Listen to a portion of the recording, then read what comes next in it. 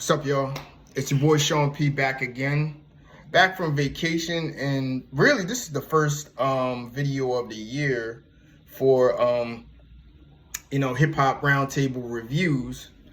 So today we're not really talking about any new music that's dropped of late because nothing has really dropped in early 2023. Today we're going to talk about the new Billboard top 50 rappers of all time list. This list dropped, I want to say a while ago. They've been counting down since the beginning of the year, I want to say. And they just dropped the full list so everybody can see. Now, of course, this list has created a lot of uproar on the internet, as every list. And this is what I'm gonna do. I'm gonna break down, and this is gonna be two videos I'm gonna do. I'm gonna break down 50 to 30, and then I'm gonna break down the top 20 in first. So really, in the end of the day, what we're gonna answer is this list valid or is it trash? Okay. Now, not too long ago in 2022, we did the Billboard top 200 albums list, and that was just complete trash. That was just completely all over the place. But a couple of points I want to make first before we go into the breakdown. First of all, I think it's time that people got to understand that hip hop's 50 years old, really 40 in my eyes, but 50 years old. So that means that the age generation gap goes all the way from ages 13 to like 65, dog. Seriously. So people have to understand that, what somebody in their 40s or 50s thinks is hot is not what somebody in their 20s is going to think is hot. And this list was a universal list to basically capture, who in that time span was the best and how they dominated in their era meant something. So somebody like myself, I don't really know. I mean, mind you, I'm 42 years old. I'm not really big on Melly Mel and Curtis Blow and all that. I lived in the 1990 to 2005 was the greatest era, the golden era of hip hop to me. But at the same time, we're going to have to respect each other's, perspective. You know what I mean in here. And that's what I noticed is there's a big generation problem in hip hop overall. And arguing over this list, saying, oh, that guy is trash. How is he there? Or how is she there? Or whatever. Y'all really need to understand that they're not looking at it through the eyes of a 50-year-old, a 60-year-old, or even a 40-year-old. They're basically measuring in their era, did they dominate the way others that dominated in their era? You know what I mean? And what you saw, what you judged as great in your era, people aren't going to judge as what measured greatness in their era. And I think we really had to understand that and wrap your hands around that. But basically, before we get into the breakdown, there's that I just had to get off of my chest. But also, really, what did they base this list on? Like, I basically pointed out off the top, they based this on impact and longevity. You know what I mean? That's basically what this list is about. Your impact to hip hop and longevity. It's not based on lyrics. It's not based on how great of an MC you are. It's not great as if you had the greatest flow or the fastest flow, or it's not even based on classic albums. It's your impact on the game. It's your longevity in the game. That's what jumped out at me at first. Also, y'all looking for the lyrical MCs on here, not that list. You know what I mean? Now, they do give respect to MCs. They do give respect to lyrics. I will give them credit on that. But if you want to see the greatest, the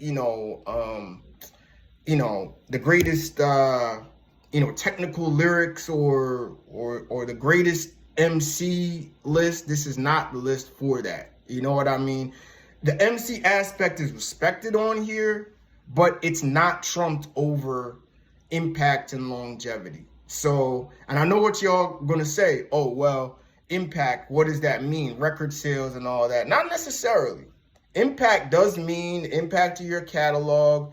Did you have albums that changed the game, a style, a flow, an artistry that changed the game and lasted past, your era? You know what I mean? So that's something to look at. And also, they really didn't care about ghostwriters and co-writers. And that's something that people from my generation hold to a high esteem. But past that, people really don't care about that as long as you're making good music. So that really didn't matter on here because some guys that use ghostwriters and co-writers are on here. So that's really what that is. And they try to capture overall through all the eras from the 80s to 2023, the best 50 rappers. So let's just take a walk through as to who's on there. So number 50, we got Rick Ross.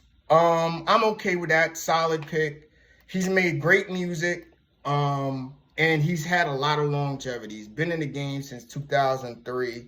I know people of my era want to point out the CO thing, but again, impact and longevity. The man has been, making consistent, good music, maybe not a classic album here and there, a very good catalog. He does belong on this list. Rev Run, 49, have no problem with that. Pioneer definitely belongs on this list. Melly Mel, he belongs on this list as a pioneer. I'm not really familiar with his music. I'm not really familiar with his era, but he's a pioneer. He had a lot of impact on bringing hip hop to the mainstream in the early 80s. Definitely belongs on here. MC Lyte, I could actually argue she could go up a little bit higher. But MC Lyte definitely belongs on here as a pioneer female MC. Very aggressive flow, very aggressive lyrics, powerful voice, definitely belongs on here.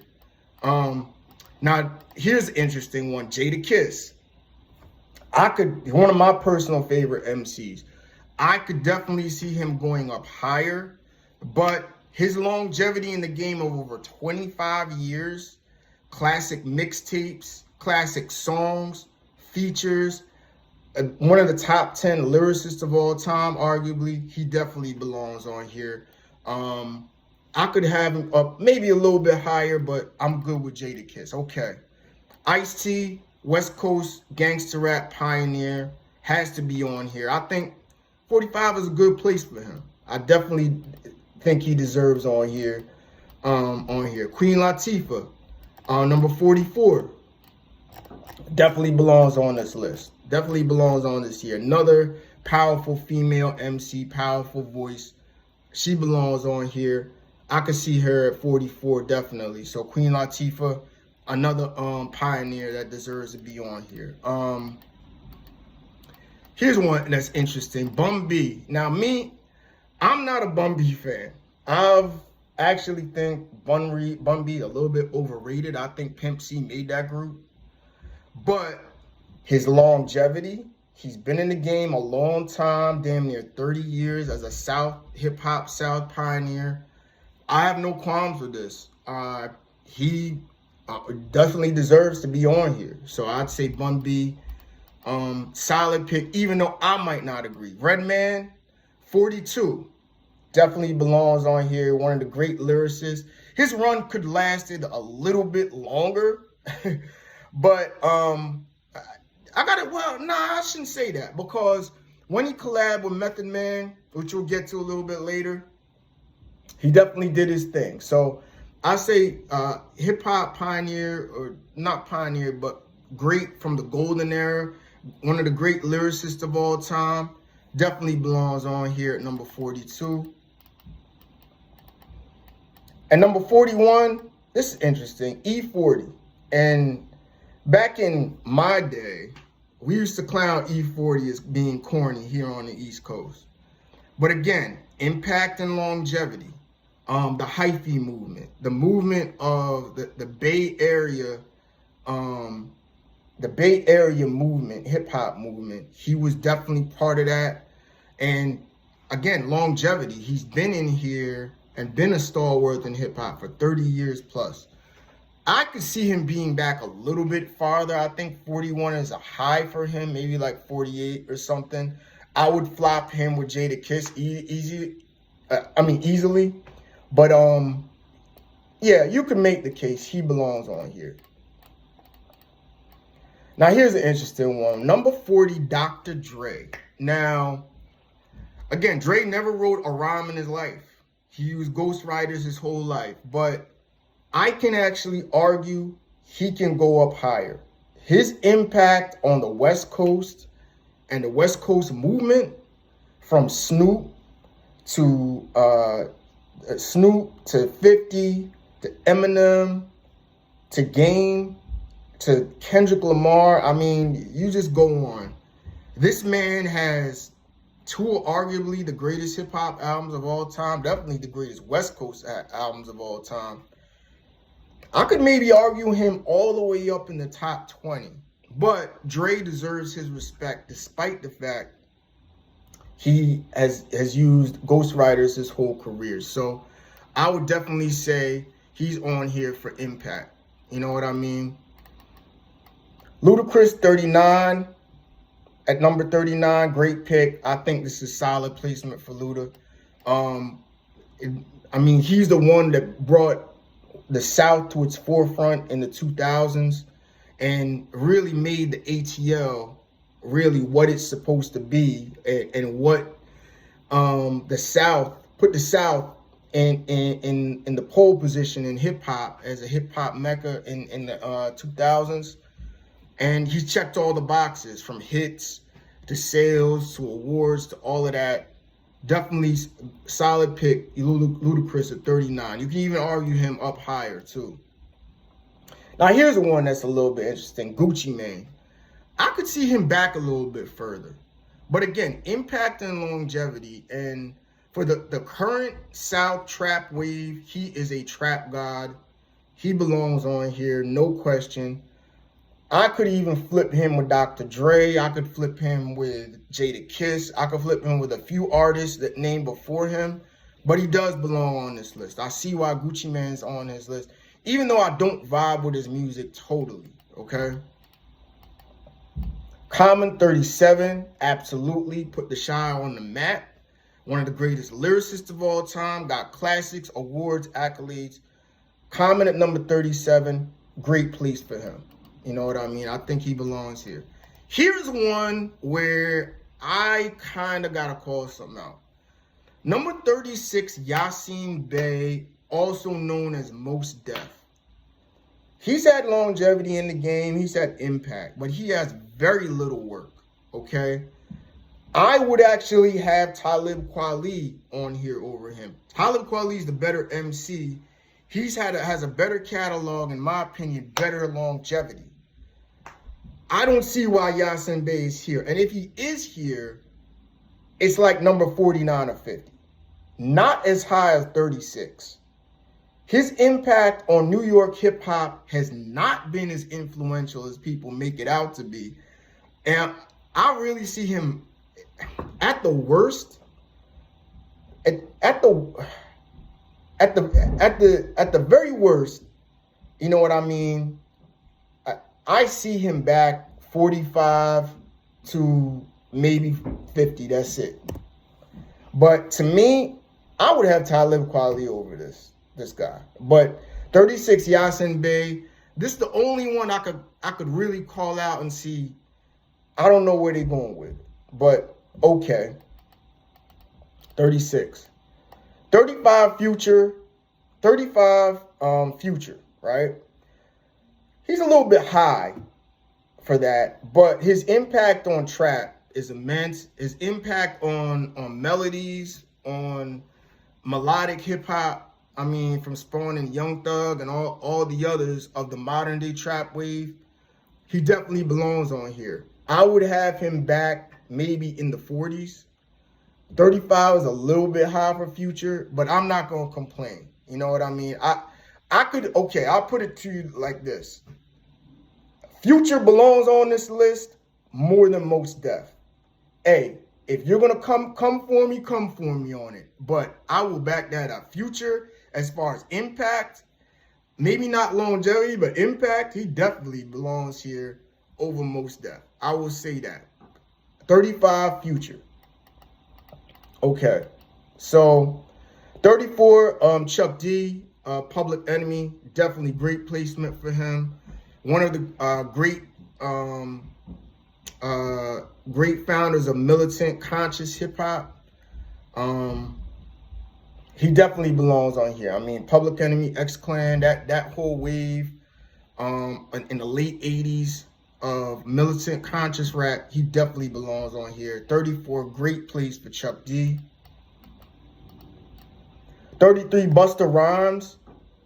I mean, he definitely belongs on here with the longevity, the hits, the flows, lyrics, all of that. I could actually see him up higher, but this is a solid place for Busta Rhymes. I could actually see him in the top 20, believe it or not. 32 T.I., another great place. Another guy who, founder of the original trap wave.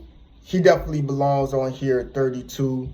I could also argue him in the top 25 even. So definitely I could see him in the top 25. T.I., great place for him. 31, Lil' Kim. Little bit high for Lil' Kim. Lil' Kim, she kind of had her run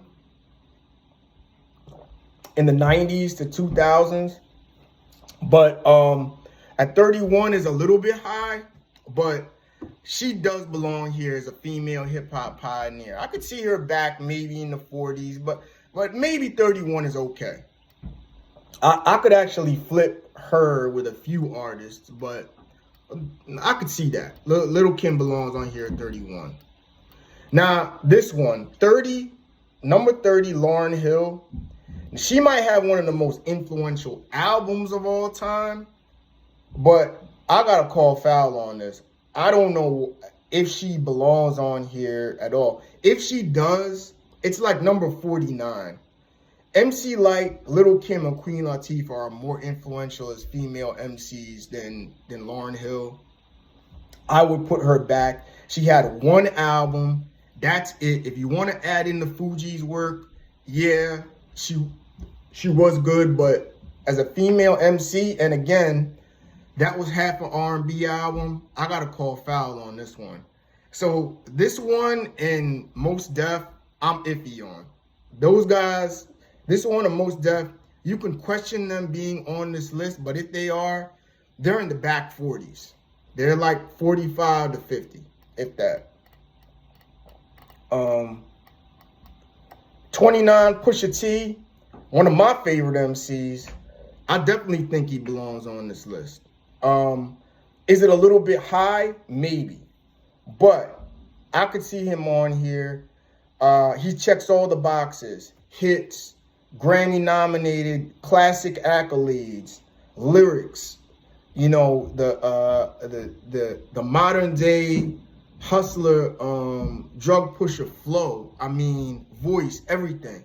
I love this placement for him. You could argue top 25. You could maybe go back to 35. But great place for Pusha T. Definitely belongs on here at number 29. 28, Black Thought. Another one. You could argue this guy in the top 20. You could argue Black Thought in the top 20. Definitely. He belongs up. I mean, he's got it all. Grammys, classics. One of the top 5 lyricists of all time. I might even argue the greatest lyricist of all time. Longevity in the game, impact, putting Philly on the map. I mean, the list goes on. You know what? This guy belongs in the top 20. Bottom line, I think 28, they slighted him. He belongs in the top 20. You could even argue top 15. That's how much Black Thought, 30 years in the game, Philly MC. He could go up a little bit higher, but 28, Black Thought, definitely belongs on this list. Checks all the boxes. Q-Tip at 27. Again, one of the most influential MCs regarding style in the late 80s, early 90s. Tribe, all of those classic albums. Also, the music that he made as a producer, he definitely belongs on this list. I could see him in the top 25, but 27 isn't bad. So Q-Tip at 27, definitely good placement. Can't argue him up a little bit higher. 26, Big Pun. I definitely think he belongs on this list as well. You could argue it's a little bit high because of the short amount of work that he has, but he does have a classic.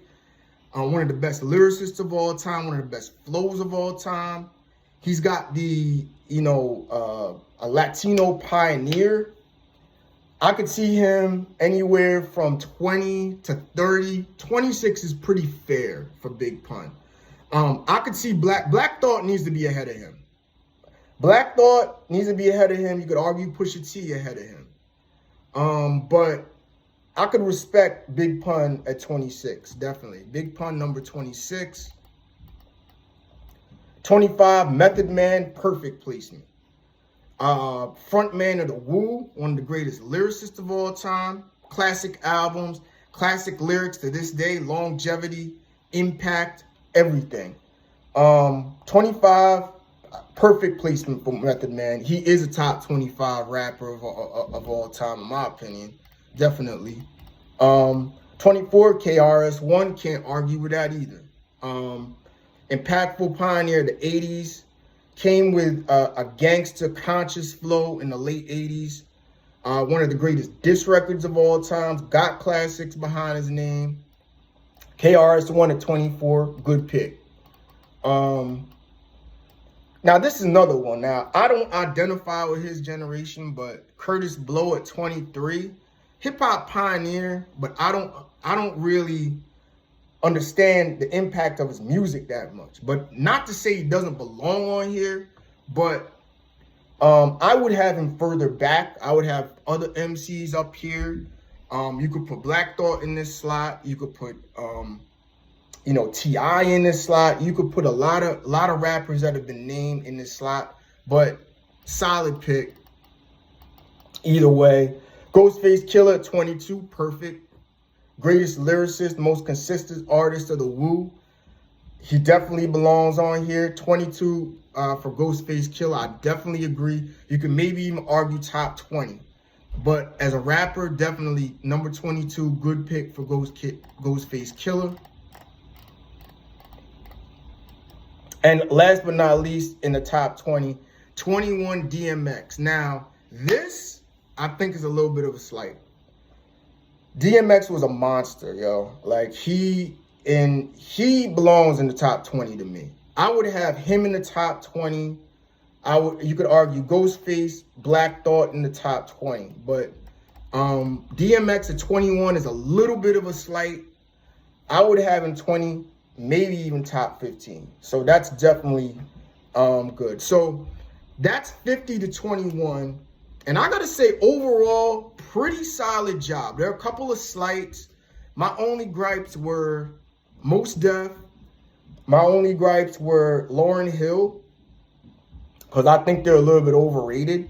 But if they are, they belong in the back 40s. But I'll just go to say some slights that were not on this list, period. And I got to say, where is Lupe Fiasco? Lupe Fiasco needs to be on this list, period. Like, he's checked every box. He's got hits. He's got accolades. He's got classic albums. He's got longevity in the game. Why Lupe Fiasco is not on this list, I don't know. I would flop him with Mos Def in a heartbeat. I would take Lupe over Mos Def any day of the week. His resume is so much better than Mos Def, it's not even funny. I would even take Talib Kweli over Mos Def. You know what I mean? You could argue maybe him over a Curtis Blow. You know what I mean? But Talib maybe belongs on here. And also Prodigy and Mobb Deep. That Queensbridge, grimy, gritty, street flow, classic albums. I mean, impact on the mainstream. I mean, he's done it all. You know what I mean? And he's had longevity in the game before his untimely passing. So Talib Kweli, Lupe Fiasco, and Prodigy definitely deserves consideration for this list. I don't know why they were not on here. Those are my gripes. Along with Lauryn Hill, way too high. Along with Mos Def, way too high. Other than that, pretty solid list. I think they did a good job. So that's my breakdown of 50 to 21. Stay tuned for part 2 of my breakdown. And also, we're going to talk, once we get in the top 10, this is going to get real interesting, all right? So just stay tuned for that, and I'll be right back with that.